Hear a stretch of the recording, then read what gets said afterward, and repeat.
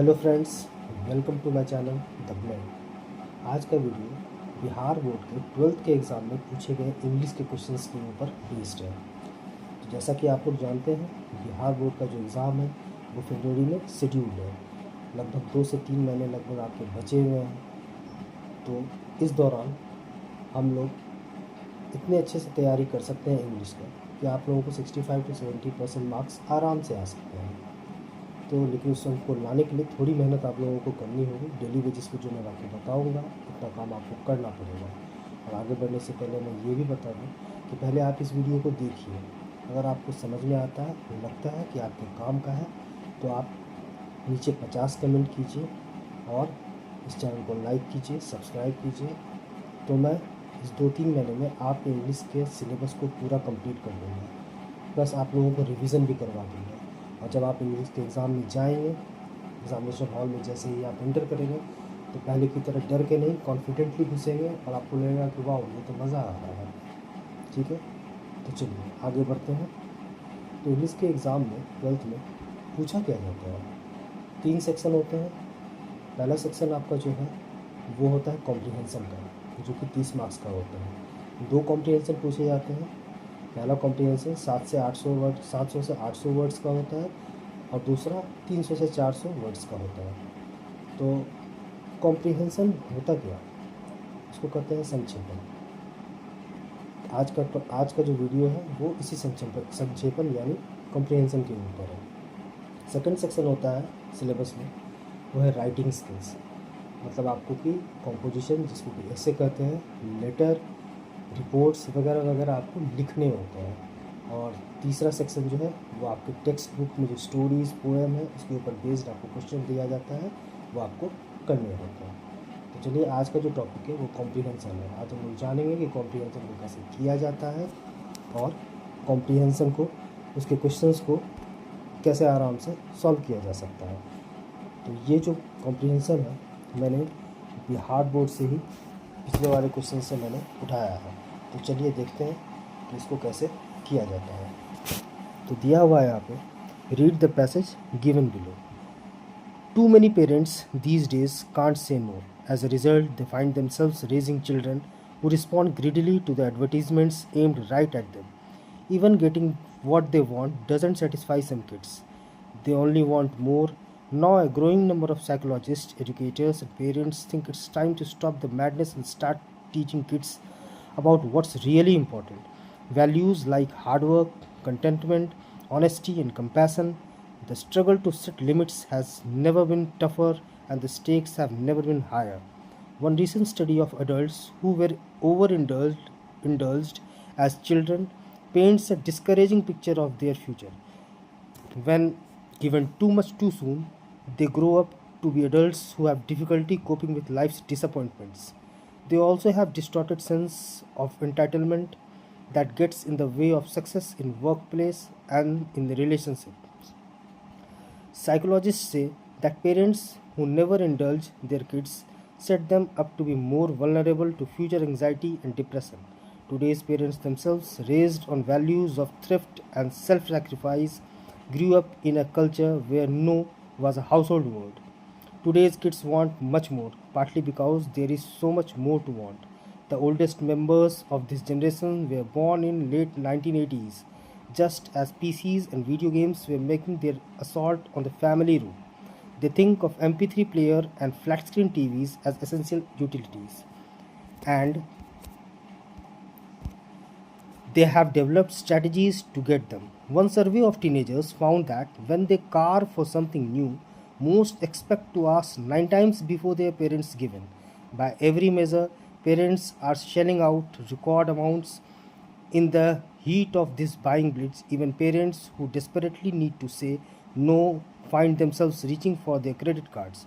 What parents need to find is a balance between the advantages of an affluent society and the critical life lessons that come from waiting, saving, and working hard to achieve goals.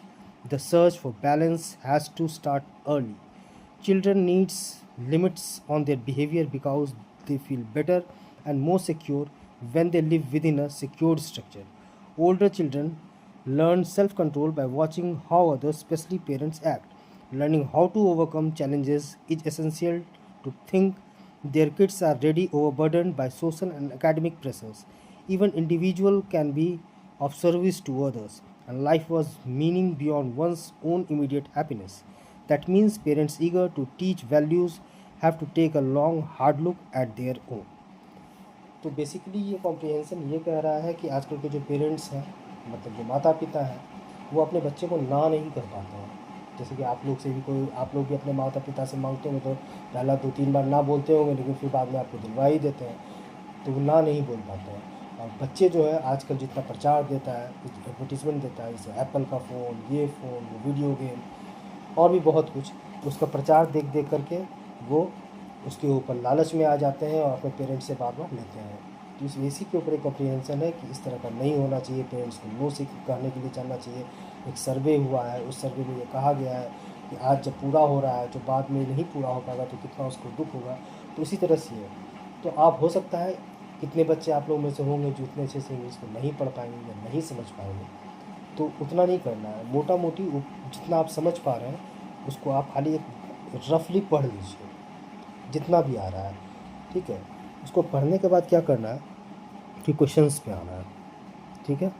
तो question क्या है, देखिए, what is challenging for today's parents, है ना।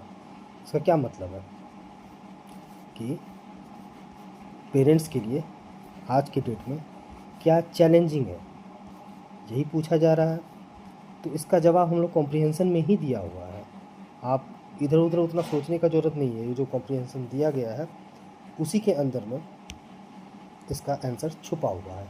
तो हम लोग को बस सिर्फ आंसर खोजना है और थोड़ा सा उसको बनाना है और आप उसको आराम से सॉल्व कर पाएंगे। तो जैसे कि एक क्वेश्चन है, what is challenging for today's parents. तो आप देख सकते हैं कि यहाँ पर ऊपर में ये जो मार्क किया हुआ है रेड से, यहाँ पर मैंने बताया है कि यहीं पर इसका आंसर छुपा हुआ है। तो क्या है इसका answer, saying no to their children is challenging for today's parents. कितना आसानी से सॉल्व हो गया। आप अगर यहाँ जाते हैं, थोड़ा सा ऊपर देखते हैं क्या चैलेंज है, मतलब क्या पेरेंट्स को दिक्कत आ रहा है आजकल, तो साफ साफ वहाँ पे लिखा हुआ है शुरू में ही नो, ठीक है। तो चलिए दूसरे क्वेश्चन पे आते हैं। एक क्वेश्चन है, why do parents get caught in buying bleach. अब ये थोड़ा सा डिफिकल्ट हो सकता है, ब्लीच क्या है, ये उतना भी सोचने का ज़रूरत नहीं है, नहीं भी मतलब आ रहा है तो थोड़ा सा क्वेश्चंस में ही खोजेंगे कि ब्लीच वर्ड, बाइंग ब्लीच कहाँ पर दिया हुआ है। देख सकते हैं यहाँ पर दिया है, मैंने मार्क किया हुआ है रेड से, ठीक है। तो इसका आंसर क्या हो सकता है, according to a survey parents give in after repetitive asking of children hence they are caught in buying bleach. ये सेकंड क्वेश्चन हुआ। एक और क्वेश्चन मैं आपको सॉल्व करके दिखाता हूँ, what is the impact of advertisement on children. इसमें देखिए कीवर्ड्स क्या है, एडवर्टीजमेंट है ना। देखिए यहाँ पर दिया हुआ है एडवर्टीजमेंट, तो बस यहीं से उठाना है। जो ऐसा है थोड़ा वो सेंटेंस को अपना फ्रेम करके आपको आंसर बना देना। और सेंटेंस कैसे फ्रेम करते हैं मैंने एक वीडियो पहले बनाया था और मैं आगे भी इस पर बनाऊंगा वीडियो, जिससे मैं आपको सेंटेंस फ्रेम करने के लिए बताऊंगा। तो बस चैनल के साथ सिर्फ जुड़े रहिएगा। तो आपको अगर डेली मेरे चैनल को देखिएगा तो मैं दावे के साथ कह सकता हूँ कि 1 महीना 2 महीना में ये जो मैं आपको बता रहा हूँ ये आप खुद से आराम से करने लगेंगे, ठीक है। चलिए ये क्वेश्चन क्या था, what is the impact of advertisement on children. तो यहाँ पे दिया हुआ है, children are responding greedily to the advertisement, ठीक है। और एक क्वेश्चन करके देखते हैं। चलिए क्वेश्चन है, what will be the consequences of over indulging children.